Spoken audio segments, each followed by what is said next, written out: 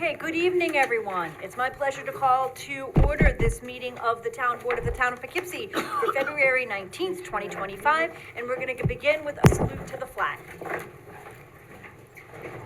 I pledge allegiance to the flag of the United States of America and to the republic for which it stands, one nation, under God, indivisible, with liberty and justice for all.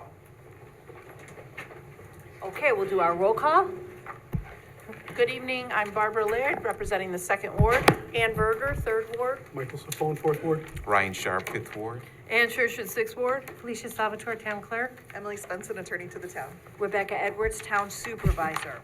Okay, we begin tonight with 2 public hearings. So before we do a review of the agenda and public comment on other items on the agenda, we start with these 2 public hearings.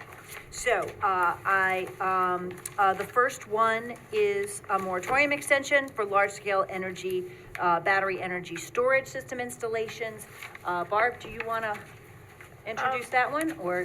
Sure, well, it says here we're going to open the meeting, and then is it a choice whether we close or adjourn to March 3rd? So we're recommending that you hear the public. If you decide to close the hearing or adjourn the hearing, it's your choice, but we're not going to vote on the moratorium tonight because we still need to get the planning board's review back. Okay, We did get Dutchess County's late today, and I passed it out. And Great. Okay, good.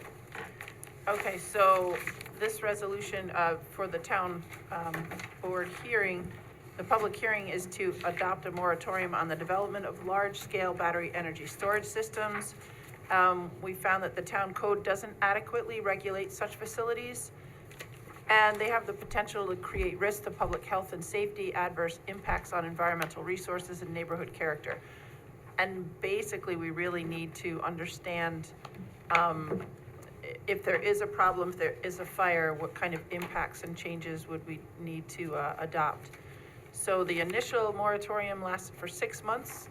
We extended it for an additional 6 months, and before it expires, we are considering extending that moratorium. So, Okay, so I move that we open the public hearing. Second. Okay, all those in favor? Aye. Any opposed?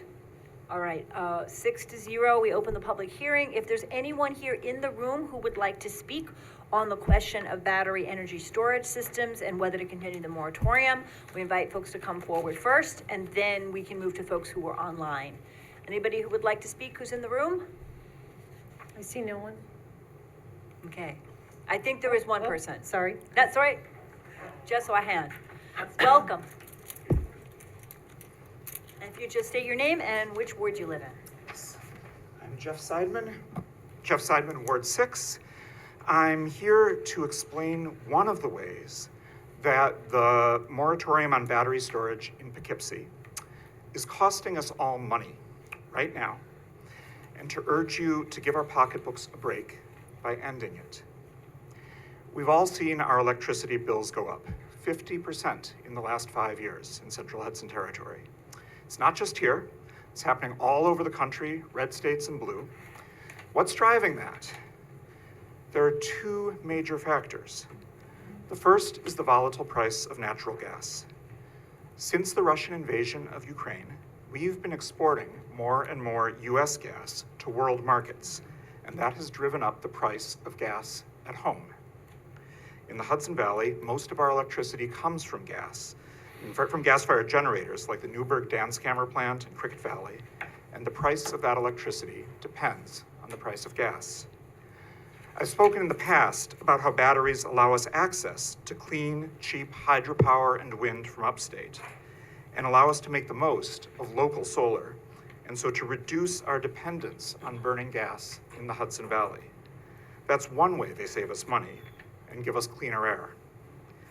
There's a second major factor behind rising electricity bills, and batteries help with this even more. After decades of being more or less flat, demand for electricity is rising. Some of this is from data centers and new factories. A lot of it is from EVs, from homes installing electric heat pumps. In order to accommodate all this demand growth, grid infrastructure needs to be beefed up. So, utilities everywhere are spending billions doing just that, racing to keep up with increasing demand. And this is adding to our electricity bills. And it's a trend that will only accelerate in coming years. Batteries allow us to do more with existing grid infrastructure so that we can upgrade the grid more economically. Think about the substations in the town of Poughkeepsie that take high voltage electricity from the bulk transmission grid and step it down to low voltage electricity to distribute to our homes. As peak demand grows, we could upgrade all those substations and the bulk transmission lines that feed them. That would be very costly, and it will show up in our bills. Or, for a much lower price, we could build batteries at those substations, as NYSERDA calls for. The batteries soak up power from the high voltage lines during off-peak hours, then release it to our local grid at times of peak demand without overwhelming the existing substations. It not only saves the cost of expensive upgrades, it also gives our local distribution system resilience so that it can handle, for instance, hot evenings during heat waves without risk of brownouts. To get these cost and resilience benefits, though, we need batteries here locally. Putting them miles away won't help. The moratorium is blocking the modern, reliable electric system that Poughkeepsie residents deserve. It's keeping our local air polluted, and it's taking money from our pocketbooks. It's time to lift the moratorium. Thank you very much. Is there anyone else in the room who would like to speak? Yes. Welcome, come forward.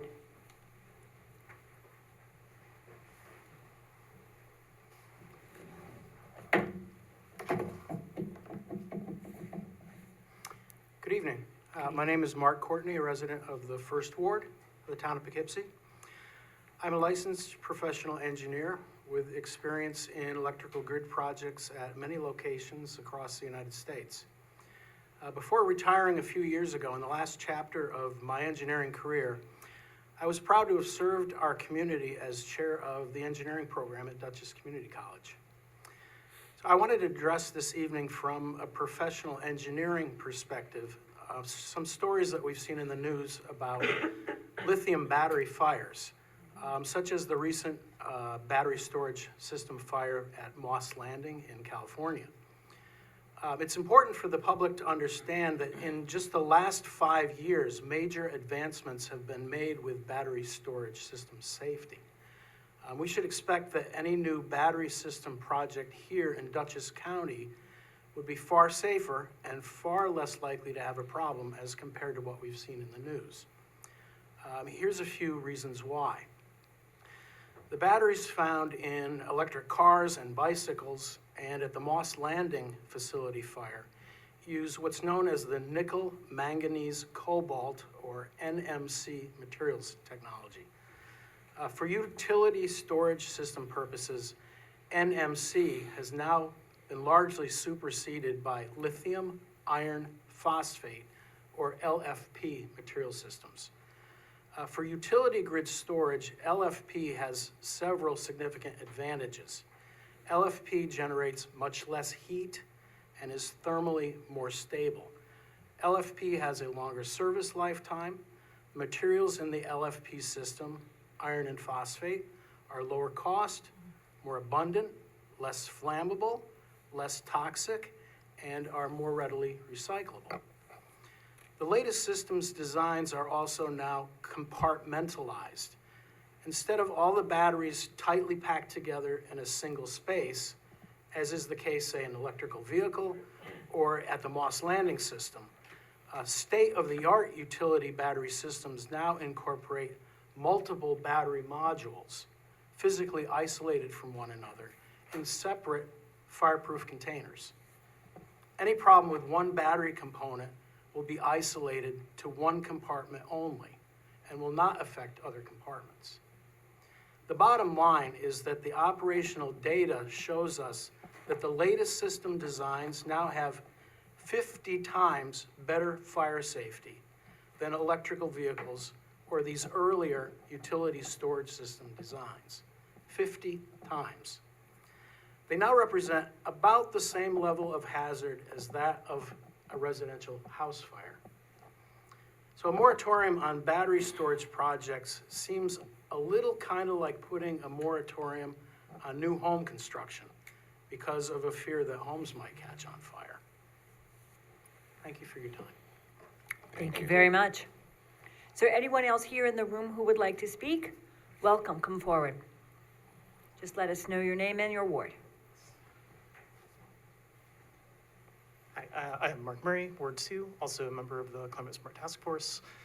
So I've spoken at the previous two board meetings about the fire safety, and in support of Mr. Courtney's comments about the engineering behind them, what we see kind of worldwide about these fires is they're happening less and less often. And so in 2022 and 2023, there were 13 or 14 of these fires each year that are registered and known. 2024, there were 7.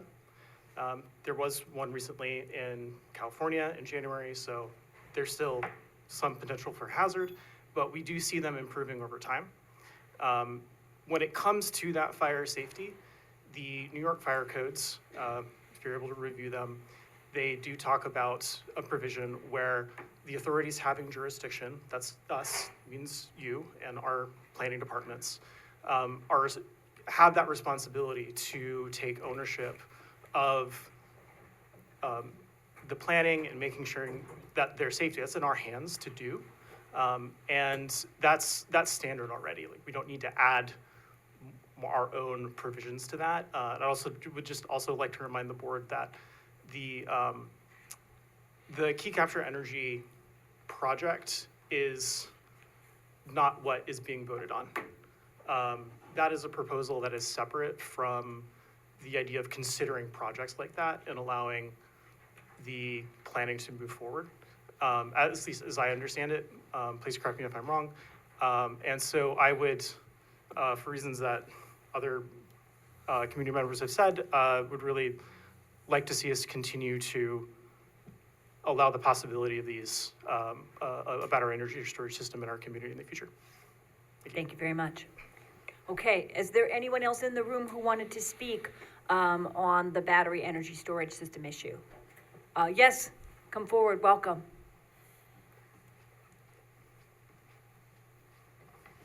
Thank you. I'm Marianne Cunningham, Ward 6, and I want to thank you for all your thoughtful consideration of all these issues around battery storage. And I think there's 3 points I'd like to make.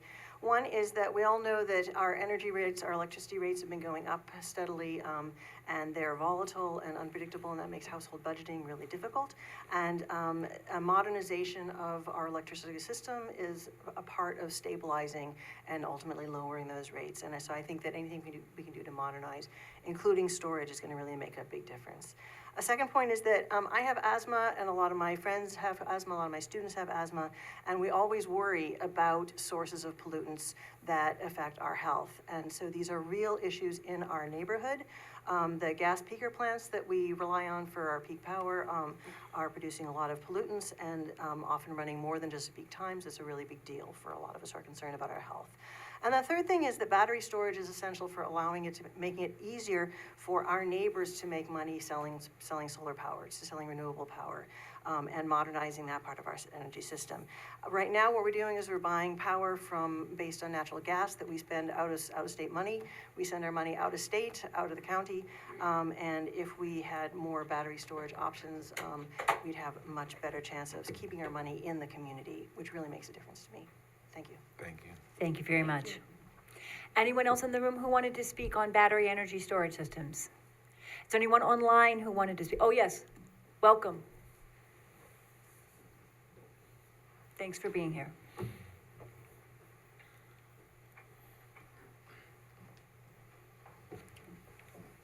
Hello, I'm Josh Tan, Ward 6. I am speaking in favor of lifting the moratorium, mostly on the basis of the fact that the prices that I am paying for electricity are very high, and there doesn't seem to be any plans in place to lower them.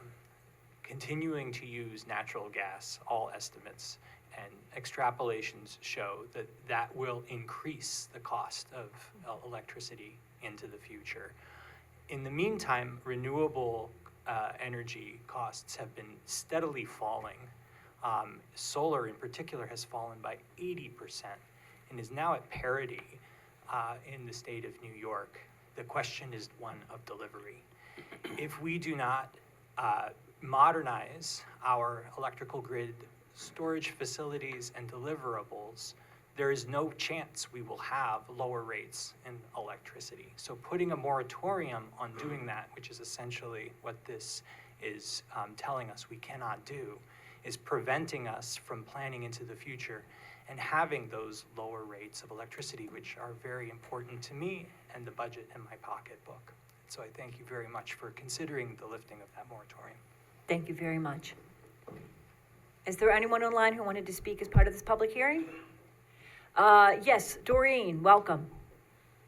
Hi, thank you. I just wanted to say that I am in favor of extending the moratorium. Thank you. Okay, thank you very much. All right, so we did receive, is there anyone else? I think that's everyone.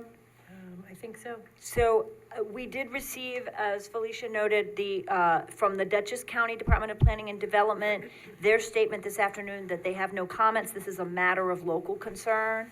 We are still waiting to hear from the Town of Poughkeepsie Planning Board, so we aren't voting on this tonight.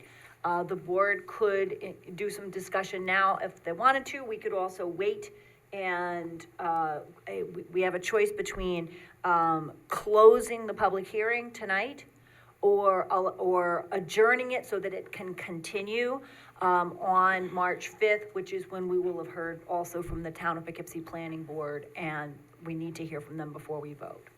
Well, I think we should leave it open because we still haven't got the training that the governor promised us. The fire department has not got trained.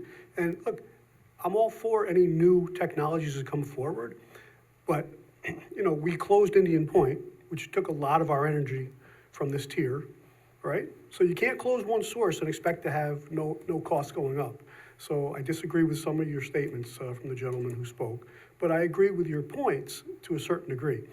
But you gotta take that into consideration. We don't frack in New York State. We can certainly frack and put money in our pockets and not pay outrageous electric bills, okay? You really should be talking to our governor and her policies because that's what's driven our energy costs, okay, in the last 4 years. But as far as this goes, sodium ion, the gentleman mentioned that. That's the safer battery, and I'm all for the sodium ion. But we're not dealing with the sodium ion right now. The current project that we're gonna be looking at if we pass this is strictly for the battery systems that we do not know how to protect the residents with. And it's not going in your neighborhood, it's going right up the street here. And those are the residents who are here, and we're outraged at it. We're just trying to get to the bottom and make sure it's safe. We're not saying no, but we're not gonna rush this along, okay? That's all I'm saying. So we should wait until we get all the results back. So is there any other board member who wants to speak? I hear one board member in favor of leaving the public hearing open. Anybody else? I would like to leave the public hearing. Public hearing open? Okay, all right. We are, whether or not the moratorium continues, continuing to work on education events. There was a meeting with the 3 fire chiefs, or representatives of the 3 fire departments in town. One of the challenges here is that we're a big town and we have 3 different fire departments. And also we've been discussing the fact that in the case of any major event, there's a lot of mutual aid. And so we're working toward I've heard from supervisor of Pleasant Valley, the supervisor of Beekman, other supervisors and town board members who want to know more. And so I'm working on seeing if the Dutchess County mayors and supervisors can, in April or May, convene a larger meeting that would bring different municipalities together, fire chiefs, planning board or zoning board folks, whoever would like to join, as well as town board or supervisors.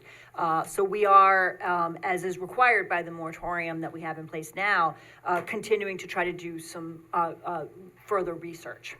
So is there anybody else on the board who wants to speak? Do we want to make, Bart? I was just remembering when we last discussed this, And I think the key capture woman might have said, they'll provide the training once the project is given the okay. And so, I mean, I think it's kind of the cart before the horse. We can definitely get more education, but by the time we come up with this, it might be a completely new chemistry for a new battery. Well, So I think that's why, hang on, I think that's why they're limiting the training on the fire departments. Because if we're not going to go ahead with the best system, then what do we need to be trained on?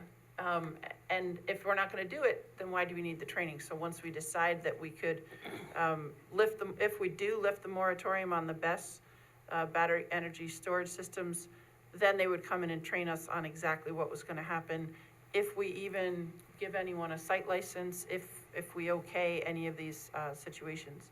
So, what I've heard informally is you just close the door and the fire burns itself out, and it's completely sealed. So, what I'm saying is, yes, we need to understand more education so everyone feels safe. That may or may not happen when we want it to, because it's the cart before the horse sort of thing. So I don't really understand if we need to leave it open, we adjourn it. To me, leaving it open, leaving the public comment open, it's confusing whether it's open or just adjourned until March 5th. That's what I'm confused about. Emily, could you speak to that as the difference between open and adjourn? It's kind of the same thing, whether if you adjourn it, you're just saying we're gonna keep the hearing open on that date as well. Okay, all right, so I'm fine with that. So, yeah, I would just suggest that, I would move that we adjourn the hearing and continue it on March 5th. If there's a second to that? Second? I would like to speak to that for a second and say that I think it would be helpful for all of us. I know that some of us are new board members. I think it would be helpful for us to have a copy of the proposed code that the town is looking at. There's been a whole lot of conversation now over the course of a year and a half, and I think it might be helpful for all of us to go back and do a little bit of homework and read the proposed code and what it says about what the town would require of any company that would come in, what the expectations would be for, and just so that we are all on the same page and have a clear understanding of what the code proposes. So I would suggest that we adjourn to, and in adjourning to 3.5, if we vote to do that, that we also have a copy, make sure that we all have a copy of the code to look at again. It's attached. Yeah, oh, the whole thing is attached? Yeah, it's all. It's right. I remember it being longer last time around. I thought there was more. No, this is the moratorium that's Yep. attached. Yep, No. I want the Oh, you whole want the code. actual law. Yep, okay. Okay. Do we have a draft? We do. Oh, okay. We so- do. And I think we need to have a copy of that draft code, and we should all look at it and make sure we know exactly what it is that we are putting a moratorium on or not. So we can all read that, because I think there were, we've discussed this at a number of meetings. I think that could be helpful. And also, I should have mentioned, it was a while ago, but Bill Reuter and I went to a training put on by Dutchess County at the Cornell Cooperative Extension in Millbrook, and we learned a lot. It was like an hour and a half, and I think we got a certificate. And I'll look back over my notes. I don't remember anything that said, the sky is falling and we're all gonna die if we get battery energy storage systems. So I will look over the notes, but we did receive a training, and it was very clear that, it's a new energy, but it's not radically dangerous. If I get an information about a date when the Dutchess County mayors and supervisors may have an additional training, I'll let people know, and that's designed to be for fire folks as well as town board folks, or whoever may want to come. Okay, then, all of those in favor of adjourning to 3.5? Aye. Aye. Any opposed? Okay, the resolution carries 6-0. So we will continue the public hearing on March 5th, and be able to take a vote on that time, and we will hear from the planning board as well. The Thank you. resolution didn't pass, just the adjournment of the. Exactly. We're not passing not the resolution, on the adjournment. Thank you. Okay, then we have a second public hearing. I move to open the public hearing on two proposed town applications for community development block grant funds. Second. So, second, Actually, we need to open the public hearing. All those in favor? Aye. Any opposed? Okay, at the beginning of the public hearing, what I would like to say is ordinarily, we have applied for one community development block grant.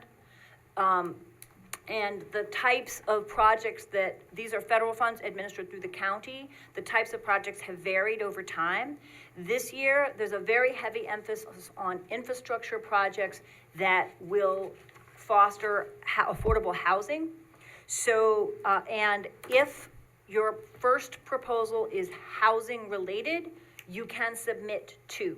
You have to designate one as primary and one as secondary. And in order to apply for a community development block grant CDBG fund, you must have a public hearing. So that's what we're doing tonight to see if people approve if anyone wants to speak to these two proposed applications for funding or wants to discuss, our overall application process or goals. There are some other issues. There are other things. Typically, we've had playgrounds built with CDBG funds. We've had sidewalks. We have other things like that. But the county's emphasis this year is very much on housing. So with that, the public hearing is open. Are there any members of the public who would like to speak on our two proposals? The first is about assisting with road installation for a Habitat for Humanity project over on Sunset in Ward 4, which would assist Habitat for Humanity in creating, I believe it's 5 units of housing for veterans, military veterans, who are income eligible. And then the second is to fund a sewer pump station replacement that would assist with the expansion of affordable housing in the Manor Hill mobile home park. So the floor is open for discussion of those two proposals. Is there anyone who's here who would like to speak? Anyone online who would like to speak to these? Okay, seeing no one, I just want to say thank you to Mike Welty and to Sophia and Millennium from our grant writers and to other folks who put a lot of work in to get good grant proposals together. These are complicated. Andy Learn and CPL and our town engineers, a bunch of people have helped out, and I hope they're strong applications. I believe that we then would go to a vote. You would vote to close the public hearing? Oh, yeah, we've got to close the hearing first. Sorry, out of order tonight. I move that we close the public hearing. Second? All those in favor? Aye. Any opposed? Okay, by 6-0, we close the public hearing. Okay, who would like to handle each of the resolutions? Ann, do you want to jump in? Here we go. All right. You want to do the Habitat for one? Yeah, sure. Okay. We're at, this is resolution number 2, Habitat for Humanity Town Road Installation Project, whereas the town of Poughkeepsie is participating in the block grant. An application is being prepared for the referenced activity, which if funded would utilize CDBG funds to construct a town road to serve Habitat for Humanity, proposed 5-lot subdivision off of Sunset Avenue. And input from residents and groups have received and considered a duly noticed public hearing held on February 19th at Town Hall. Be it resolved that the town board supports and approves the submission of a 2025 application for this grant. Be it further resolved that the town board affirms that this project is the town's top priority for CDBG funding in 2025.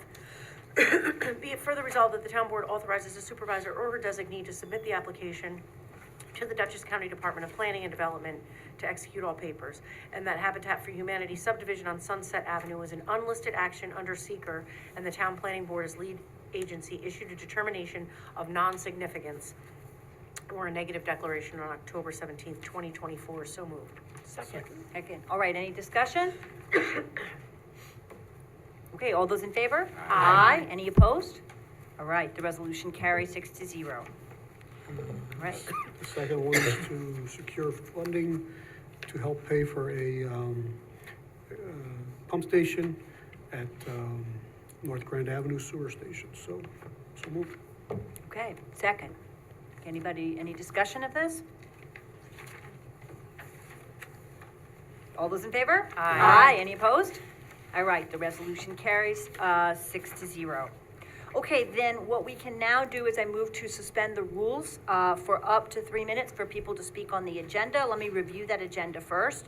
We're discussing the town controller's closing out of the 2024 budget and voting on some adjustments so that we can do a final assessment of where we came out on 2024 next month.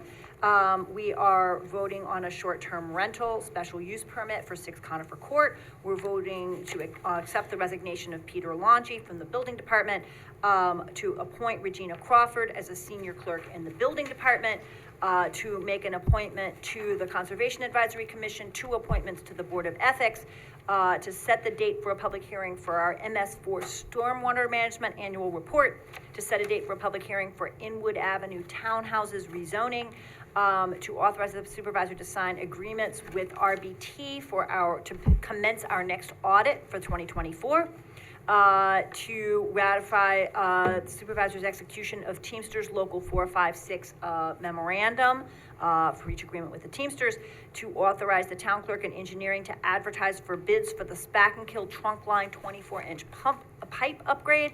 We're voting on the authorization of amnesty for temporary certificates of occupancy. We are voting on waiving penalty for the September through December water bills for those who did not receive a bill. And then we're discussing town clerk events. We will need to go into executive session briefly at the end for one issue. So I move that we suspend the rules for anyone to speak. So moved? Second? Okay, all those in favor? Aye. Any opposed? Okay, then the floor is open for anyone who may want to speak to any items that are on the agenda tonight. Is there anyone in the room who wanted to speak to anything on the agenda? Okay, so we're going online. Doreen? Okay, thank you. I have a question on number 11 for the RBT audit. $43,000. I see that you did not go out for an RFP, and I know you don't have to for professional services, but $43,000 sounds like an awful lot of money for an audit, and I was wondering if that was any increase over the previous one. Also, as far as the Inwood project, so I have concern about the wording on that. They're asking for a sizable increase from 48 units to 76 units in exchange for preservation of open space and designation of 16 units as senior housing. So it says for permanent preservation of open space and the designation of 16 of the units as senior housing. So I would like to know if that is supposed to be permanent designation of 16 of the units as senior housing, which I think it should be.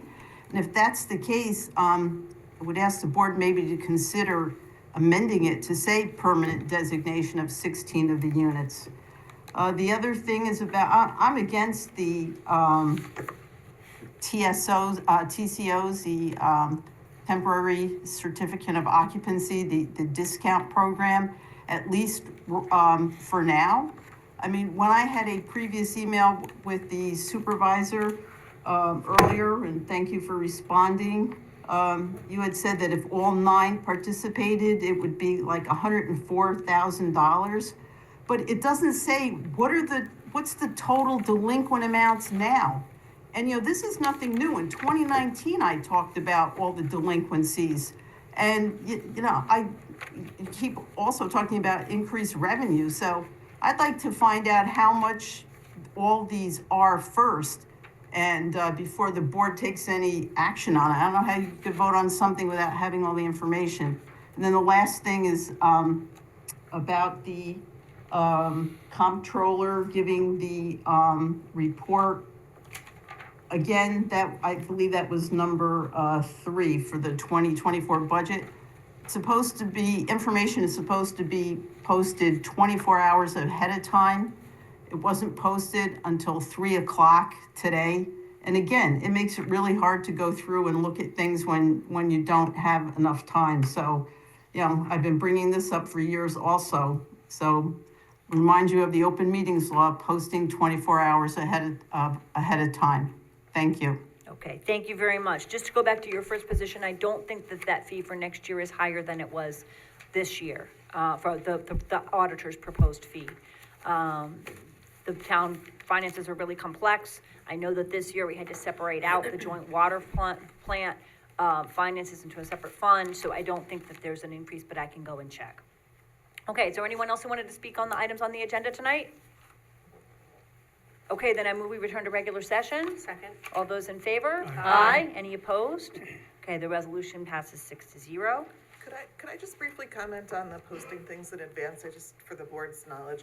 The open meetings law does say we're supposed to post things in advance when we have them and when we can, but there's no, rule that if something doesn't come in, if something comes in late and we post it late or don't post it at all, you could still vote on it. So I just want the board to be aware of that. Okay, I appreciate that. Yep. We will try, I know that this was we just had to post this today, but I know we're gonna do a major financial report in the second meeting in March, and that we'll make sure we have things out in advance for people to review, okay? All right, thank you.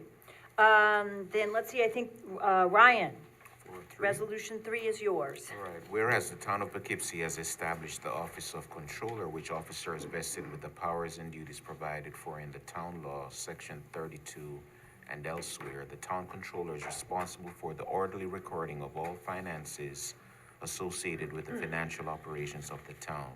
In order to close the financial records for the year ending December 31st, 2024, certain budget adjustments, transfers, and amendments were required. This board wishes to ratify the town controller's intra-fund budget adjustments, transfers, and amendments in order to produce a balanced budget for the year 2024. Be it resolved that the town board of the town of Poughkeepsie ratifies the controller's intra-fund adjustments, transfers, and amendments to the 2024 operating budget revenue and expenditure accounts required to produce a balanced budget in accordance with the attached report. So moved. Second. Okay. All right, so these are the adjustments that then will enable us to do a full review of 2024 in March. Any discussion? Yeah, what are the transfers? We just got them. What are the changes? So the changes are to find those places where in the budget where we ended the year ahead, and those areas where we were over budget, and make the transfers that then close out the books so that we end the year, zeroed out. Right. Exactly, that's the So word. was there any Right. highlights here that we should take note of in the attachments here that we received today? I can say broadly that we were over budget in in many departments in health insurance. Controller Manal Patel is here as well if you have questions, but we have to cover for, because of the Excelsior, we knew all year that, that we were gonna run into trouble with health insurance costs because the original 2024 budget anticipated savings in Excelsior that then the state surprise change in raising Excelsior fees erased before 2024 even began. I think most of the other changes are fairly small. We know that we had a major $400,000 legal judgment against the town that came in February that dated from a case from the 1980s. And the town, I think, had spent some years trying to identify insurance coverage and was unable to do so. So that's a major claim that we got against us in February that stems from many years back. So there's a couple of things like that where we will need to be discussing more in March, where we came out and where we have some good news, where we came out ahead. Because it's kind of hard to read, because everything's equal. That's the point. That's what it does. Yes, I understand. That's the point. They just, Yep, yes, but where did we pull from? What, anything. this is that- useless, this document. Where did we? No, it's very clear that you can see where the increases and the decreases, so you can see the two lines that it's pulled off of. Yeah, they equal each other every time, but where is, where's the, if this $400,000 that we had to pay last year, where did it all come from exactly? Which line, which fund? There's not a lot of detail on each one of these line items. So the zeroing out, I think, in my mind, is not as important as being able to see in March then the whole record of where we were over budget, where we came in under budget, and how things look. And this document isn't designed to do that. Oh, So I would say, okay. let So it is the useless. comptroller go ahead and make the adjustments and zero everything out, and then we'll be able in the second meeting in March to look over all of last year's. Tell us where the money came from. Exactly, then we can look and see. Yeah, that's what I'm asking. Where, what happened in the different budget categories, right. that'll be clear. Yeah, this is just like, Yeah, and this happens every year. I mean, every year we've done this, every year. It's just we've been presented with it with more detail because she's showing us every transfer within the departments as well as between the departments. So it's just a more thorough document than we normally get to see. Okay. Any other questions? Okay. All those in favor? Aye. Any opposed? nay. Okay. Then we vote to ratify the town controller's inter-budget fund adjustments, transfers, and amendments by a vote of 5-1. Okay? All right, so then the next issue, I believe, is Ann. Yes. Goes to you. Yeah, and it's a very long resolution, so I'm going to sum it up.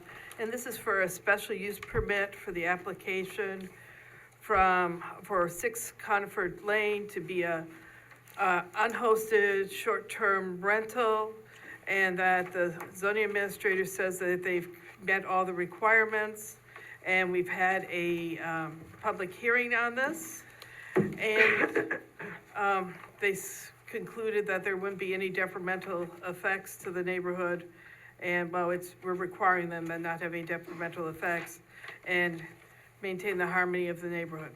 So moved. Second. Okay. All right, so then the discussion is open on whether or not to provide the special use permit. Is the woman who is gonna represent them here? Yes, hi. I don't know if she really needs to come up, but, I mean, I guess. I think- Is that allowed for her to just I come believe up? it is, yeah. Okay. If you. Yeah, no, Sure, come on come forward. on, I'm sorry, I stopped Right. you in your tracks like that. I know there was a concern when we had the meeting when we had the open hearing, because the applicant is out of state, but you're the local contact for so, do you do this now? Do you currently manage Airbnbs? So this is my only property that I'm managing, but I'm a local realtor in Okay. the area.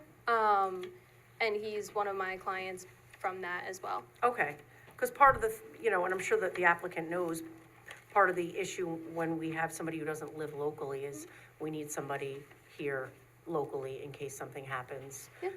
You'll be called if there's an emergency, or if there's something, or police related, or,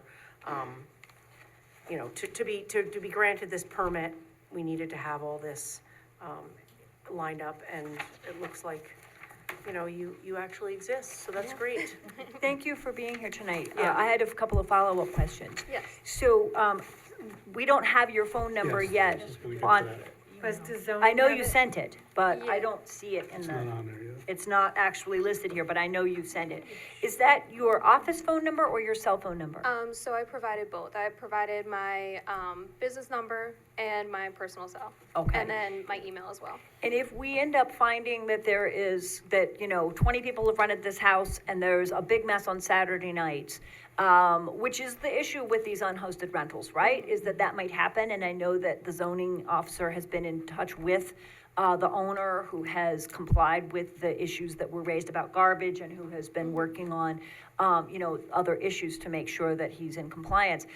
But he's in Louisiana, so if there is an issue at this in terms of, too many people being there, or garbage issues, or, a loud party on Saturday night, we'll be able to reach you? Yeah, absolutely. I live locally in the city of Poughkeepsie, so I'm kind of like down the road. Okay, so your real estate business is in Beacon, Yep. but you live in the city of Poughkeepsie, so you're not too far away, and you'd be able to respond. Absolutely. Okay. Yeah, and That'd do be you check after it's been rented? Do you go by after they leave and make sure that they don't have the trash cans kicked over and trash out in the street? Okay. Because that was, right, good point, Ann, because that was That was the neighbor's that biggest was the concern. neighbors who live there And the now parking. currently. Their big complaint was, the garbage is being kicked, blown around, no one's pulling in the garbage cans the next morning. Parking issues. Yeah, parking issues, lots of cars there, it's very hard to consider one of these, permits. in a neighborhood such as Conifer Court. It's a beautiful neighborhood. The houses are insanely nice. So I can imagine that the people who paid a lot of money to live there would want people renting it that were taking care of it. So, that was the complaints at the public hearing, that things were not being taken care of in a timely manner. So just so you know, that's kind of what you're up against in the neighborhood over there. So again, thank you. I don't know how we're gonna vote, but if the SUP is provided, just so you know, it's by the year. So, we'd be providing a permit for this year and then see how it goes from there. It could be terminated. It can be terminated if there are complaints over the course of the year. So just so you know that you're the local number. So Okay. I really appreciate you being here and being responsive. No problem. Chief? Is there any legal document that gives her authority to sign a complaint if you need to charge somebody that's at the residence? If not, I request that you ask the owner to get that done by his attorney. Okay, so Chief's asking if the local agent does not have the authority in case of a legal need, that we need to get it from the owner of the property. You mean like to accept Can you service sign a of the complaint, basically? If there's a complaint, the chief wants to know, you can sign it. She has no authority to throw anybody out of the house. Right. So Okay. he wants you to have that authority. Okay. And Oh. there should be a policy going forward, this could be executed. Okay. Thank you, chief. Okay. So that's an issue to flag for zoning, to have whoever is the local contact have the legal authority to remove someone from the house as provided by the owner. Yeah, and he would have to get that from, like, that document from his attorney, right? He would. Okay. But I you'd just be wanna- comfortable exercising that if he provides you with that authority? Yes. Okay, all right, that's very helpful. Okay, anybody else? Further discussion? Are we ready to vote? Okay. Can I just point out, if the board wants to, you can put conditions on a special use permit. Like, you could say that parking has to be on the property, or, something, if you wanted to make special conditions for this. I think that's already in the agreement for the rental agreement. In the I'm code? pretty sure it's, the rental agreement for the Airbnb, parking on property. Well, I mean, a way on-site. for the town to enforce it. Right. I mean, so it sounds like then it would be possible for me to propose an amendment saying contingent upon the local agent for the owner having legal authority to remove renters from the house, as provided by the owner. So I would like to make that amendment. Second. All right. Any discussion of the amendment? What was the amendment? I'm sorry. So the amendment is that we would approve this contingent on, as Chief requested, Alright. the local agent having the authority to remove someone from the house if necessary, as provided through, a legal power of attorney or whatever the document is, from the owner of the house, saying that she has his, she has his authority to remove people if necessary. Did you get all that, Emily? I did. Awesome, okay. Any discussion on the amendment? Are there any, people ready to Well, vote? would we make a subsequent amendment to say that they have to park, since the Yeah. two neighbors that came, Right. and were vocal about it, I'm sure in here, to Mike's point, that there is a thing that says, cars will be parked, and maybe there isn't, right? No, Like, I'm looking at yeah, number 8. okay, On page 6 says parking, and then it just says non-applicable underneath it, but the parking says adequate off-street parking and loading spaces shall be provided in accordance with the off-street parking and loading requirements of this chapter. Shared parking is encouraged where the peak parking demands of different uses occur at various times of the day. Use of a widely accepted means of projecting demand, so that seems like a very standard parking thing. Right, It doesn't right. say, don't park on the street. So I think that's just saying that. Well, they're limited in how many people could be in the house. You can only have so many cars per person. but you gotta see this house. I don't know what their limits are, how many Right. people they can have, it's $1 million home. Well, there are limits in our zoning code to the number of people who Right, we I can rent to. wonder, right, and I guess I just don't know that off the top of my head. But But I believe it was 10, based on Chrissy the- was here last time. Yeah, well, if they were here, they were Right. not renting it out to more than a few people. No, but their big complaint was the two neighbors, and remember, this is in my ward. The two people complained about cars being excess cars. So whether they're renting it to 6 people, but 13 show up, you know, we're never gonna be able to control that. It's just the nature of the beast. So maybe we should have, just for this one, So Emily's point. if I would take that as a friendly amendment to my amendment, saying that we're also, that, how would we want to say that? That the zoning administrator confirms that there's sufficient adequate off-street parking, or that, that there's not if there's a pattern of any kind of violation of the order, that's going to trigger a complaint and trigger a revisitation of the I'd like to order. make a suggestion that we get before we vote on this, we get a copy of their Airbnb rental agreement and how many people are allowed in the house. Then that would answer a lot of our questions. I'll just look it up real quick on Airbnb. We did that last time, I think it was 10. I don't think but- there's that many people, I don't. I thought it was based on the number of bedrooms. It is based on the number of Right, bedrooms. like we set it, right? Like we're the ones setting. That's right. Well, if you'd prefer not to vote tonight and to table this, we could amend the resolution and bring it back the next time. Yeah. That's one option. Well, there's several issues in play at this point, so maybe that might be the better thing to Well, do. I only see 4 bedrooms here, so. Right. So then Make a motion to table? I would withdraw my amendment, if I can do that, and propose that we table this to the next meeting. If there's gonna be multiple issues here, the ways in which we So wanna. according to clarify Airbnb, this. it does say 8 guests maximum, 8 maximum, but the house, I mean, right. you know. Well, the house is showing just 4 bedrooms, Right, so you could have, depending on the bed size, you could have 2 in a room. 2 per room, so eight's Right, so that's fine. probably why they have the 8, but sure. Do I mean- folks want to table? I put a motion to table on the floor. Does anybody want to second that and discuss whether we want to table this or whether we want to keep going? Yeah, no, I'll second that. Okay. Do we want to table this to the next meeting so we can clarify what appear to be several different issues? Or are we ready to go ahead and vote tonight and try to specify what those issues are as those conditions? I'd be comfortable tabling it so I can see the Airbnb, what they actually list. Okay, That'd make it easier to handle any questions that we may have or amendments we want to make forward. okay. So you'd like us to table it to the next meeting? Right. So that we can confirm the total number of people who are allowed, as well as how we want to clarify the parking requirements and the issue of making sure that might also give the local agent time to be able to show that she has the authority to remove guests if necessary. Perfect. Okay? All right. So then, any further discussion of the motion to table? All those in favor? Aye. Any opposed? Okay, the resolution to table passes 6-0. All right, and thank you very much for being here again. Did we get a second on that resolution? We did, Leanne seconded it. I mean, the insertion. I seconded. Yep. Okay. Yeah, Okay. here on the back, it says 10 adults max. Well, that's what I thought, it said 10.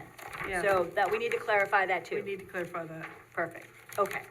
All right, next one, this one should be easier. Right, it does say 5 bedrooms on here too. On their application, but the Airbnb listing does say 4, but, Yeah, you know, and the drawing says 4. such as, Well, they may be using one of the records. right, or there's a loft, or there's like, I mean, the house is tremendous, so it's one of these nice places. Okay, we'll talk to Christie and see if we can get it straightened out for the next meeting, Okay. okay? Thanks. All right, resolution 5, be it resolved that the town board hereby accepts with regret the resignation of Peter Longi as fire inspector with the town of Poughkeepsie Building Department effective February 28th. So moved. Second. All right, just very sad to lose Pete. We just lost Joyce, but they're headed to South Carolina where Joyce tells me it's gonna be 20-some degrees there tomorrow, so I'm not sure. 20-some degrees in South Carolina tomorrow, so, but hopefully it's gonna warm up for them and, miss them a lot and, really, really appreciate everything that Pete did, for the town as fire inspector and in many other roles. He's been a real civic presence locally, not just in the town of Poughkeepsie, but in other places as well. And a good singer. And a good singer, right, who's looking Gotta for a throw new that out band in South Carolina now, I think, Oh, so. no. Yep, okay, all those in favor? Aye. Any opposed? All right, the resolution carries 6-0. All right, Resolution number 6, be it resolved, the town board does hereby provisionally appoint Regina Crawford to the position of full-time senior clerk with town building department at grade 6, step 1, salary of $25.58 per hour, effective March 10th. And that's a probationary period described by the rules for classified civil service. And the town supervisor is authorized to execute and file all documentation. Welcome, Regina. So moved. Second. Okay, any discussion? All those in favor? Aye. Any opposed? All right, resolution carries 6-0. Be it resolved that the town board of the town of Poughkeepsie does hereby appoint Emily Watson to the Conservation Advisory Commission, which appointment is for a 2-year term, which terms will run January 1st, 2025 through December 31st, 2026. So moved. Second. All right, this is one of, I hope, several appointments to the CAC to get it back to full strength. Glad to have Emily join. Any discussion? I'd just like to say for all the appointments, so I don't waste our time. Usually we get a letter, a little background of their history, but I understand it's a volunteer thing, but We usually do we get a have, little something. That's we all. do have her resume or her letter. I'm not sure why it didn't get to you. We'll check and make sure that we send that. But I thank everybody for, Okay. volunteering.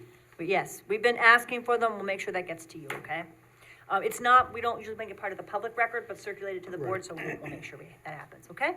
All those in favor? Aye. Any opposed? All right, the resolution carries 6-0. Just me. I think it is, yes. Be it resolved, town board does hereby appoint Lauren Cascone to the Board of Ethics for a term which expires February 28th, 2029. Be it further resolved, town board does hereby appoint Topik Vashit to the Board of Ethics for a term expiring February 28th, 2028. So moved. Second. Okay.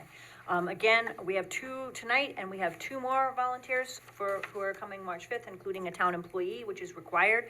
So we will have the Board of Ethics back hopefully to near its full strength by March, I believe March 17th or 18th, which is their next meeting. So, if anybody hasn't filled out your ethics form, do so because they're gonna be checked, all right? Welcome, Lauren. I see she's online. Oh, wonderful. Yes, welcome, Lauren. Thank you for serving. Any discussion? All those in favor? Aye. Any opposed? The resolution carries 6-0. Resolution 9, be it resolved that the town board of the town of Poughkeepsie does hereby set March 5th, 2025 at 7 p.m. or as soon thereafter as the matter may come to be heard in the town hall, town of Poughkeepsie, as the date, time, and place for a public hearing to accept public comment on a draft stormwater annual report. The searchable draft stormwater annual report prepared by the town engineer shall be filed in the town clerk's office and posted on the town's website for review by any interested party on February 28, 2025. The town board will accept public comment on the draft stormwater annual report commencing on March 5th and ending on March 14th at 4 p.m. The contact person for this report is Robert Bozek, Engineering Department, 1 Overrock Road. The town clerk is authorized and directed to immediately publish a notice of the public hearing. The town board does direct the Director of Municipal Development to review any comments on the draft stormwater annual report and file the final report by April 1st, 2025. So moved. Second. Okay. All right, I want to thank Bobby Bozek and Mike Welty, particularly Bobby has been doing most of the MS4 stuff. We do face new state requirements under MS4 guidelines for stormwater management, so it'd be good, important for people to take a look at the report. Okay, any further discussion? All those in favor? Aye. Any opposed? Resolution carries 6-0. Okay, number 10. And again, this is another really long resolution, so I'm going to summarize it. And this is an application to set a public hearing for a zoning change for 81 to 89 Inwood Avenue. And they'd like to change it from residential single-family 2-acre district to residential single-family R20. So 20,000 square foot zoning instead. And that the planning board is the lead agency. And we're going to refer this matter to the Dutchess County Planning and Development for the recommendation. And the town board hereby sets a public hearing on the proposed zoning map amendment for March 19th, 2025 at 7 p.m. or as soon thereafter the matter may become to heard in the Town Hall, 1 Upper Rocker Road, Poughkeepsie, New York. So moved. Second. Any discussion? Following up on what we heard in public comment, I'd like to understand what senior housing means, what that designation is, and how we're going to monitor that. As with whether that means affordable senior housing, and if so, what is senior, how is senior defined, and how are we making sure that those units continue to be available? So I'd like to ask a few questions about this before we get to the public hearing. If anybody else has any questions, let me know and we'll pass them along. Okay. All those in favor? Aye. Any opposed? All right, resolution carries 6-0. Public hearing will be on March 19th. Thank you. All right. Okay, then, resolution 11, whereas the town needs to conduct an audit, for the year 2024. I believe in the first line, it should be, we need to have an accounting services for the year 2024. No. No, it's 25. This is, it's strange, but I looked at it It's carefully. for So the ongoing first I accounting see. services. All right, The it's for first thing is to services file- this year, which includes doing the audit of last Yes. year. Yeah, So the first thing is it's to in there. file the AFR for 2023. got it. Right. I And then see. do the audit for 2024, Right. and then assist during 2025. Yep. So I think it's So correct. it's all work to be done in 2025, Yes. most of which involves Right. closing out and auditing 2024. Okay, so Okay. this is what we're proposing to do, is to accept the proposal from RBT CPAs in order to provide those accounting services, assisting with the filing of the AFR, performing the audit of financial statements, consult on preparation of documents for year end from last year, and perform the audit. Perform the audit for coronavirus state and local fiscal recovery funds. Okay, so moved. Second. Okay, any discussion? All those in favor? Aye. Any opposed? All right, the resolution carries 6-0. Be it resolved, number 12, the Town Board of Town of Poughkeepsie does hereby ratify the supervisor's execution of the annexed memorandum of agreement between the Town of Poughkeepsie and Teamsters Local 456, and to also execute the collective bargaining agreement, which will incorporate all of the terms of this memorandum of agreement, with the agreement having a term of January 1st, 2025 through December 31st, 2028. So moved. Second? Okay, any discussion? I want to thank the Teamsters. I want to thank our Highway Department for all that they do in many, many parts of town, and this time of year especially, at 3 a.m. And also thank everybody on the negotiating team, including Brooke Youngworth and Ann Shershin, who were extremely helpful in this process. All those in favor? Aye. Any opposed? Resolution carries 6-0. Thank you. Number 13, be it resolved that the town board does hereby authorize the town clerk and the engineering department to advertise for bids for the Spack and Kill trunk line 24-foot pipe upgrade, or 24-inch pipe upgrade, pursuant to plans and specifications prepared, will be available on February 26th in the office of the town clerk, with an optional site visit to be held at 1 p.m. on March 12th, 2025, and the bid opening will be held March 25th, 2025 at 11 a.m. And the town board of the town of Poughkeepsie does hereby reserve the right to accept and reject all bids, or reject all bids in part or whole. And the town board determined that this is a type 2 action requiring no environmental review. So moved. Second. Okay, any discussion? This is an important project for the sewer department. I know it's been a priority for a while, and it's good to go ahead and move forward with it. We have some ARPA funds and then some funds that we can pull to join, to some grant funds, some ARPA funds. We can package some stuff together to get this done. All those in favor? Aye. Any opposed? All right, the resolution carries 6-0. Okay, the next resolution has to do with temporary certificates of occupancy. It's not listed in the resolution, but one of the 9 holders of those TCOs is Vassar College, which is my employer. So I'm going to recuse myself from this vote, and having consulted with the town attorney, I'm going to leave the dais and leave the deputy supervisor to handle this particular resolution. Thank you. Okay. Who's next? Mike's You. next. It's me, all Well, right. she said you were gonna handle it, so. Okay, well then Dig deep. I will read it. Okay, whereas in the best interest of the residents of the town of Poughkeepsie, to take such actions that may be necessary to ensure the prompt monitoring and enforcement of temporary certificates of occupancy and to enforce their terms. And whereas February 2020, the town of Poughkeepsie determined that it was appropriate to provide a limited opportunity for holders of certain TCOs with delinquent fee balances to resolve those delinquencies in an orderly fashion, which would also permit the town, and voted to establish a temporary CO occupancy program 2020 as detailed in Exhibit A.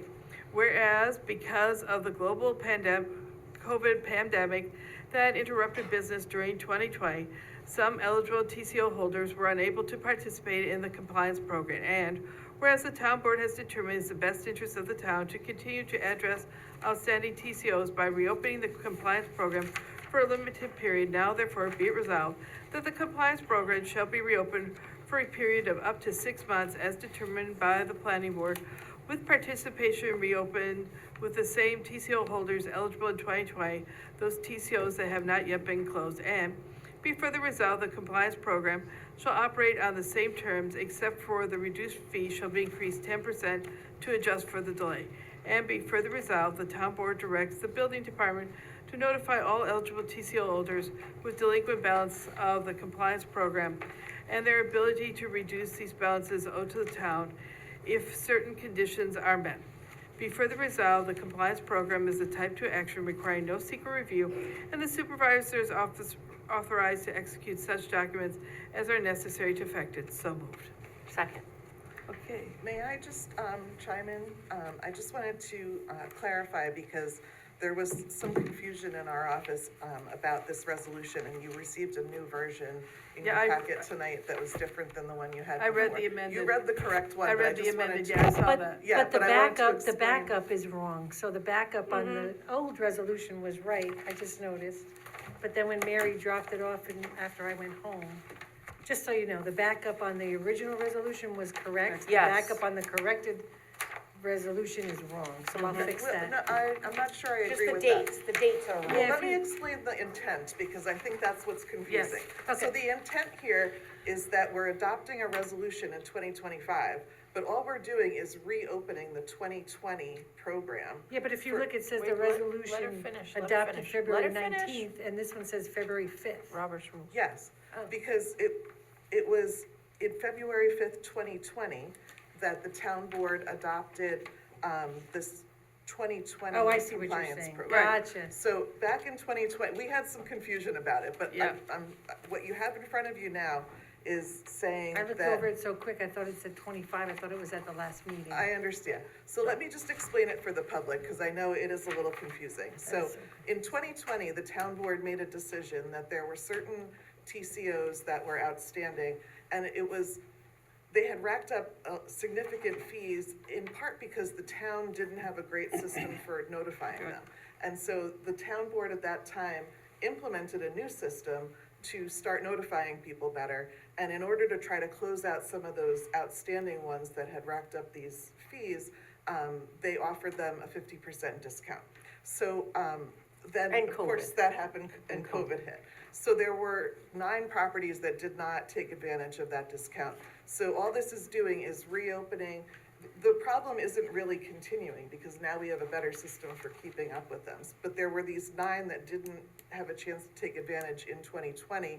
And so the proposal here is just to reopen the program for those 9 and say, we're giving you one last chance. Yeah. At the same deal that the town board offered you, plus 10% because of the delay. And so that's what's being proposed here. It's not opening it to any new applications, or new projects that have started to, or that have not closed out TCOs since then. The department has a better system now for dealing with those. Yeah, and they're definitely not racking them up like they used to. And we have very few current outstanding ones. It's just these 9 bad actors from so many years ago. Right, There so is to one- make sure, the attachment you should have, it says 2020 on it, because it's the exact thing that was adopted in 2020. Right. And, yeah, Thanks for clarifying. Sure, that no before my problem. brain hurts. I would have liked to have seen the breakdown of who actually owns these. I do know Yeah, for 100%. one bad actor, they were notified November of '23. prior to the election, and they said they were gonna pay it, and that bad actor did not pay. I was in the office with Jay when he was on the phone with them, so. But Yeah, I I'd think the like to see 10% it should be a done, little too. higher, but I'm happy to move this forward and get the money and get our books straight. But I think we should have went 25%. But I'd like I to see think the 10 is a little numbers. too low I mean, for waiting 5 years, and they were notified. and maybe I can find it online, or, within the building department. Well, we have that, I'm sure we can share that information. Yeah, It's just Yeah, not I attached thought here, we but- circulated that, but that was a while ago.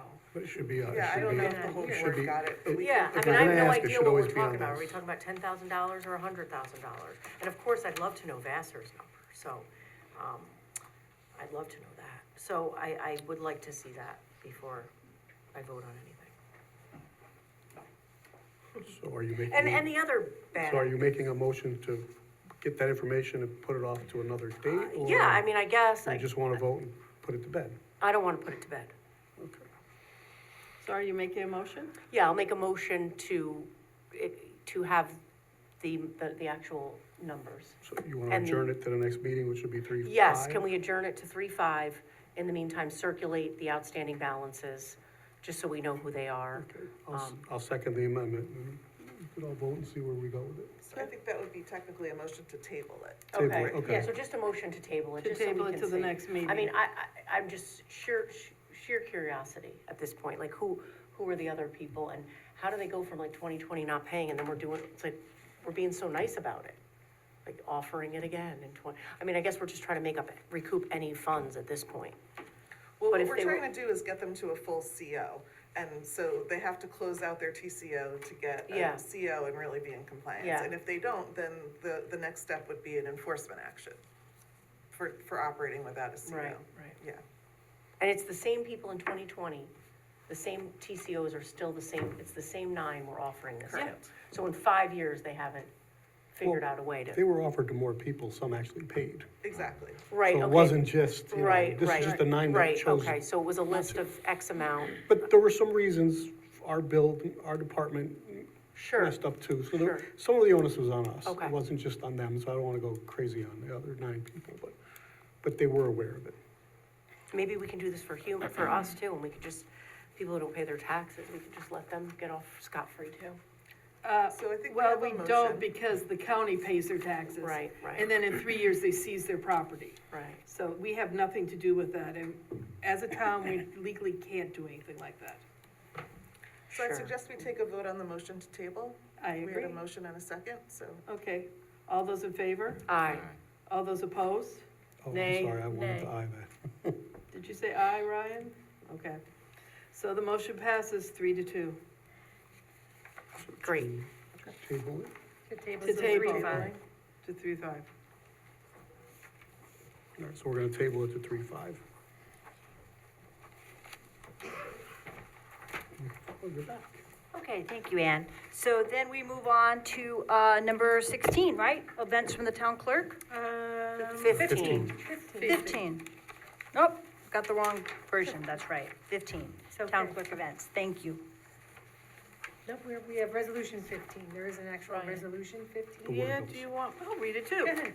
Okay, whereas Oh, due yes. to unforeseen staffing transactions and printer errors, some town of Poughkeepsie water bills were mistakenly excluded from the 9/9/24 to 12/9/24 water billing mailing, and therefore be resolved, the town board of the town of Poughkeepsie does hereby waive the penalty fee for those who do not receive their 9/9/24 to 12/9/24 water bills. So moved. Second.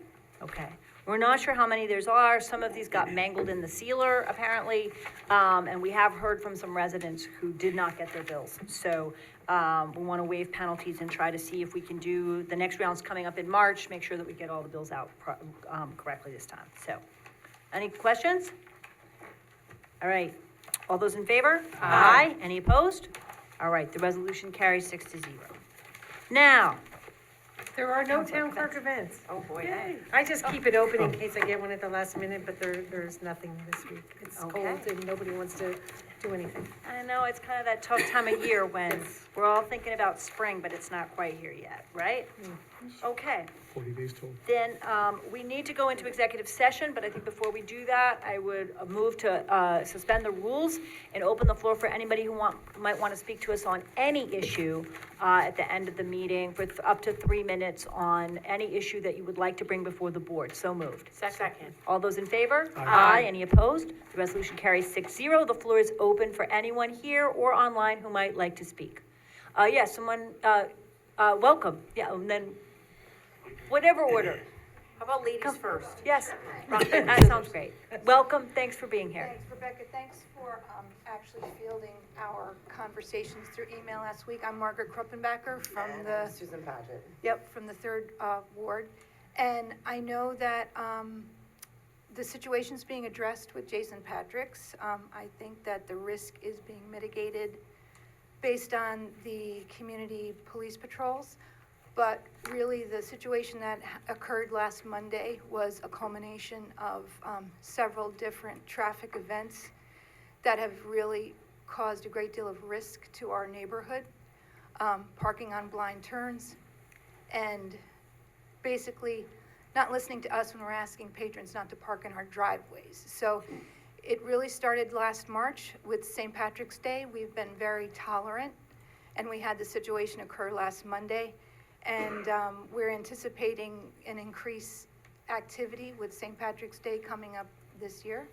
And we're really just trying to find out, I know that there's an active conversation about it, but how is the risk being mitigated on behalf of our neighborhood? So just to update the board, thanks for being here.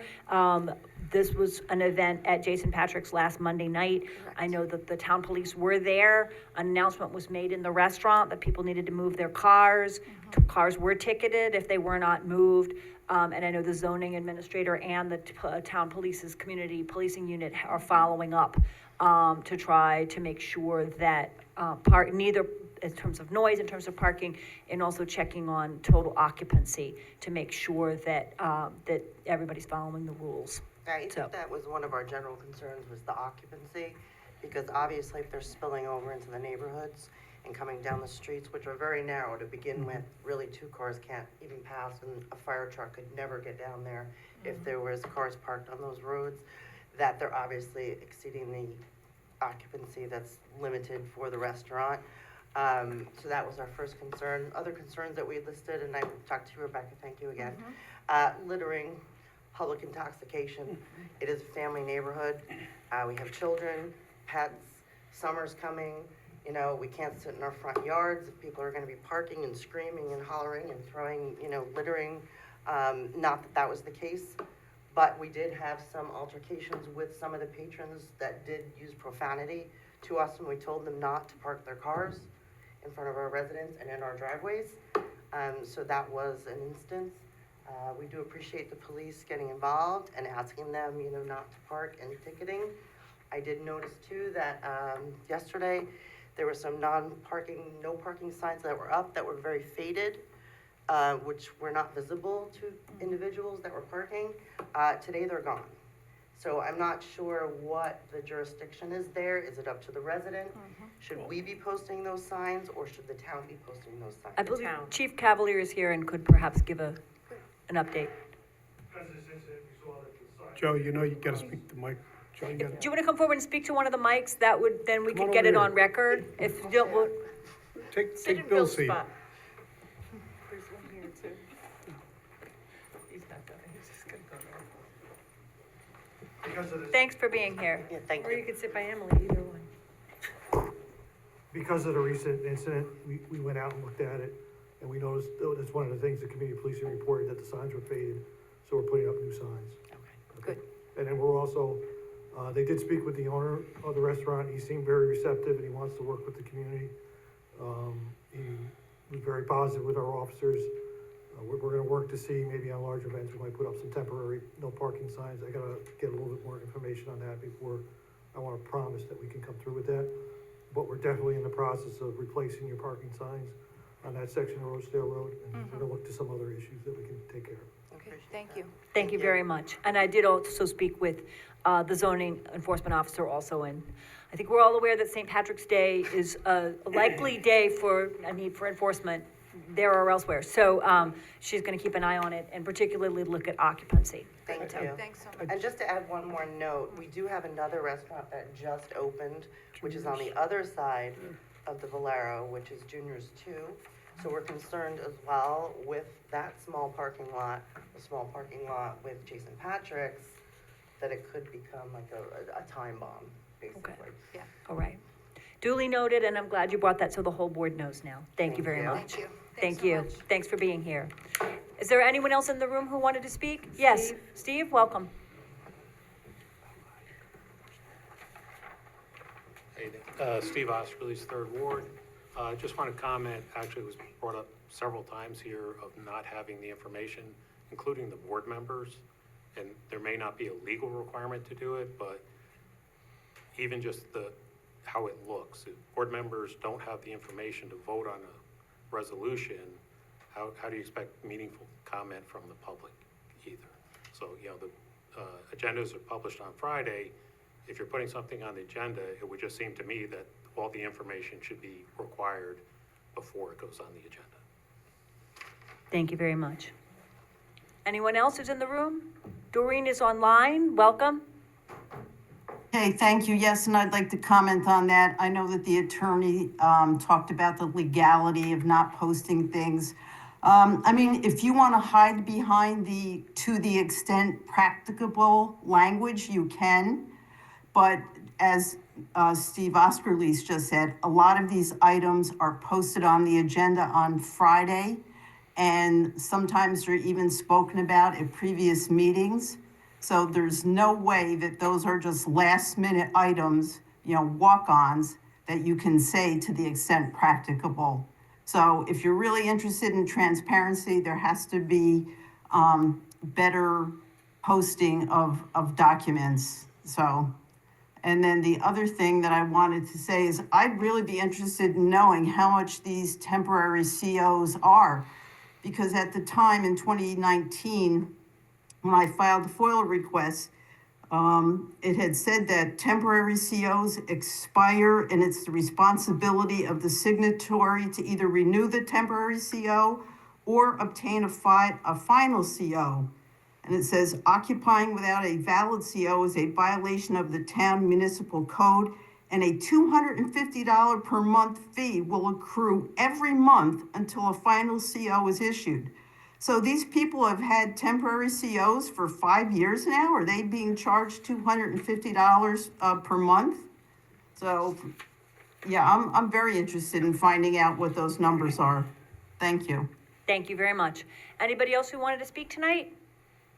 Okay, seeing none, I move that we return to regular session. Second? All those in favor? Aye. Any opposed? All right, that resolution passes 6-0. Be it resolved that the town board does hereby adjourn to executive session to consider the following: discussions regarding proposed, pending, or current litigation in relation to 18 Creek Road, and be it further resolved that no action appropriating money will be taken during executive session. So moved. Second. All those in favor? Aye. Any opposed? All right, resolution carries 6-0. We would go into executive session at 8:24. Thanks very much. Thank you.